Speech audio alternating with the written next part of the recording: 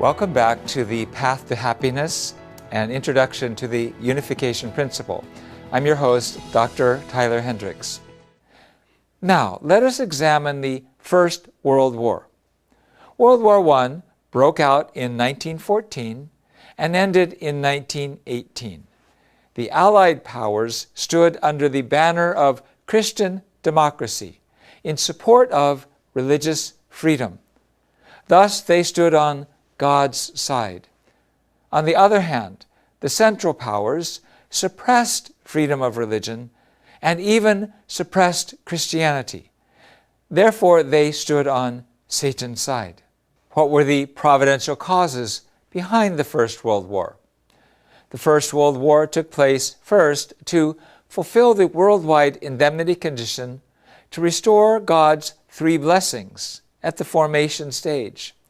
Second, the First World War took place in order to have people on God's side collectively overcome Jesus' first temptation on the world level. By prevailing in his first temptation in the wilderness, Jesus recovered himself, symbolized by the rock, and laid the foundation to restore perfection of individual character. Likewise, by prevailing in the First World War, God's side was to build God's world and lay the foundation for its new center, Christ, at the second coming. This victory was the basis upon which the returning Christ could be born and perfect his individual character. Third, the First World War took place in order to lay the formation stage foundation for the restoration of God's sovereignty. In the First World War, God's side was responsible to be victorious and expand its political territory to bring true Christian democracy and religious freedom to the world. By thus establishing this political and economic foundation, it would secure the formation stage foundation for the democratic world and, at the same time, the formation stage foundation to restore God's sovereignty. The victory of the Allied powers in the First World War fulfilled the formation stage indemnity condition to restore God's first blessing worldwide. By overcoming Satan's first temptation to Christ to turn stones into bread on the worldwide level, the foundation for the birth of the returning Christ, who is destined to be the Lord of God's world, was laid. With heaven's victory in World War I, the League of Nations was established, and the defeated nations of World War I liberated their colonies. Christian missions expanded, Christians established global interfaith outreach, and strove to unite among themselves. In the Second World War, democracy, while standing upon the formation stage victory attained in the First World War, defeated fascism, and the second victory at the growth stage. Fascism denies the fundamental values of modern democracy, including respect for the individual and our basic rights, freedom of religion, speech, the press, and association, and representative government. Individuals and institutions exist only for the benefit of the state. Hitler in Germany, Mussolini in Italy, and the leaders of Japan's militaristic government were racist dictators of the fascist type. In the Second World War, an alliance of the democratic nations, the United States, Great Britain, and France, led the nations on God's side.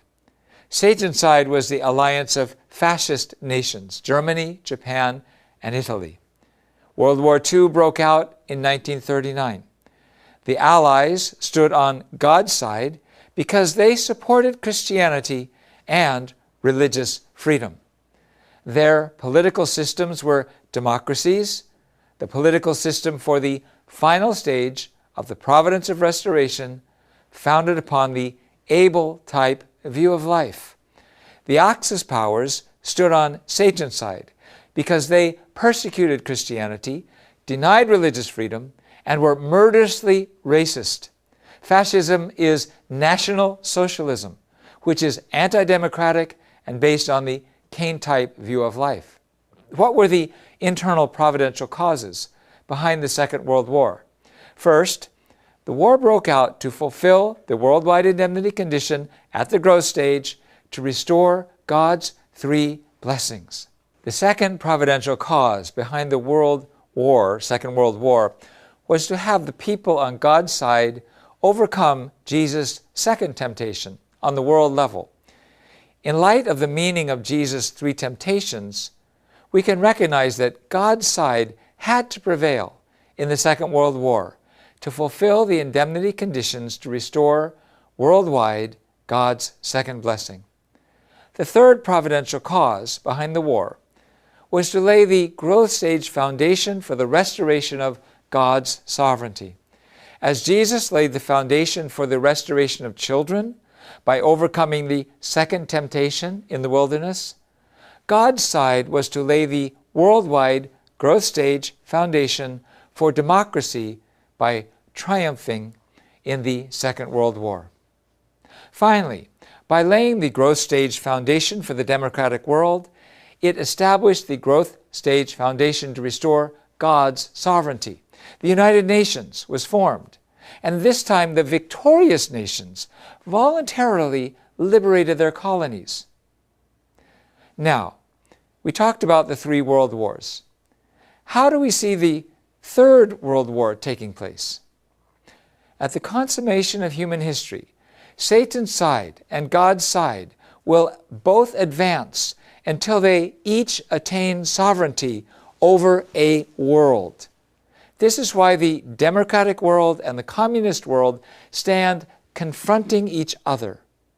Consequently, it is inevitable that there be a final struggle. First, to divide and then to unite these two worlds. The First and Second World Wars divided the globe into communist and democratic worlds. Afterward, yet another war must take place to bring about their harmonization. For ultimately, Hellenism and Hebraism represent the external and internal ideals for which all of humanity longs and which God created. This struggle is the Third World War. There are two ways it is being fought. One way is through armed conflict. The other way is as an internal ideological conflict, without the outbreak of armed hostilities, to bring the two worlds into unification. Whether the Third World War is ended by force of arms or as an ideological conflict depends upon the responsibility of the people who are serving the providence of God. Regardless, it is inevitable that this worldwide conflict take place. What are the internal providential causes behind the Third World War?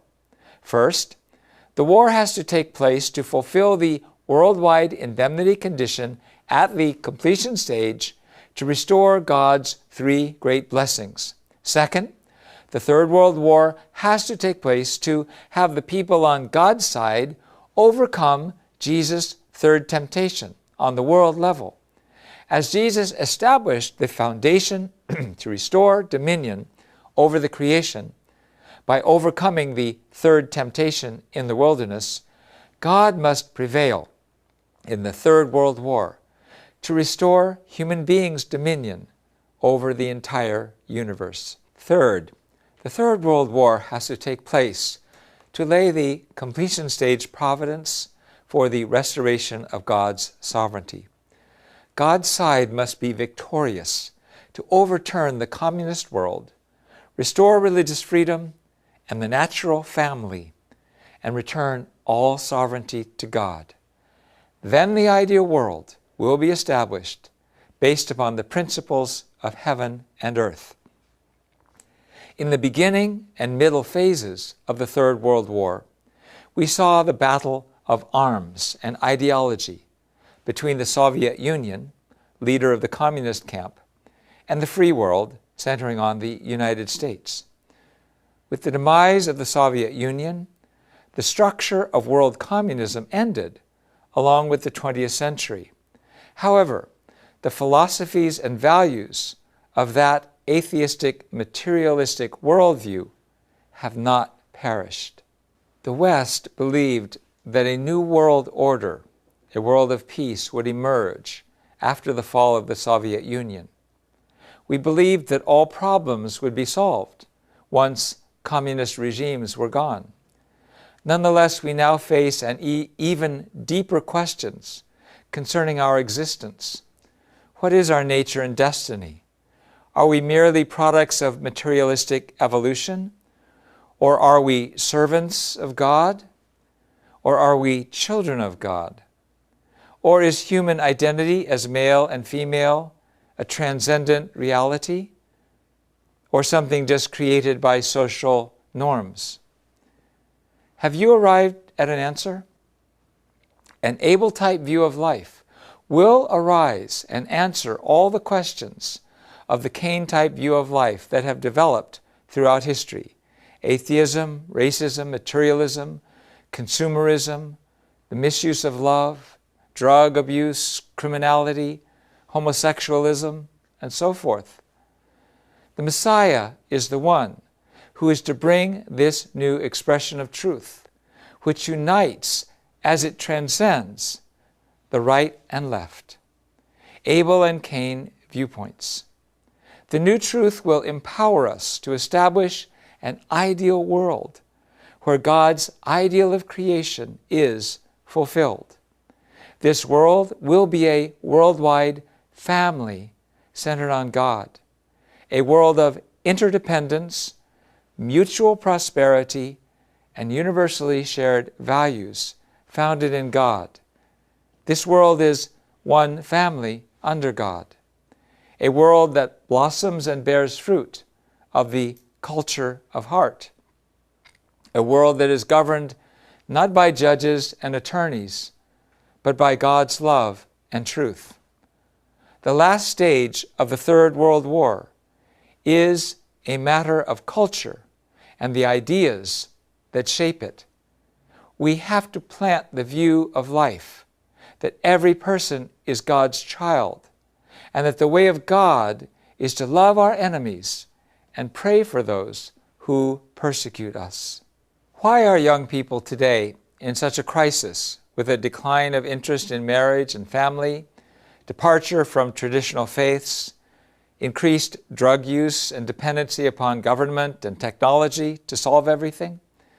This is because of the absence of a spiritual movement that teaches and practices the true way of life. The older generation has to unite based on a life of true values and meaning, and show the younger generation how we live such lives.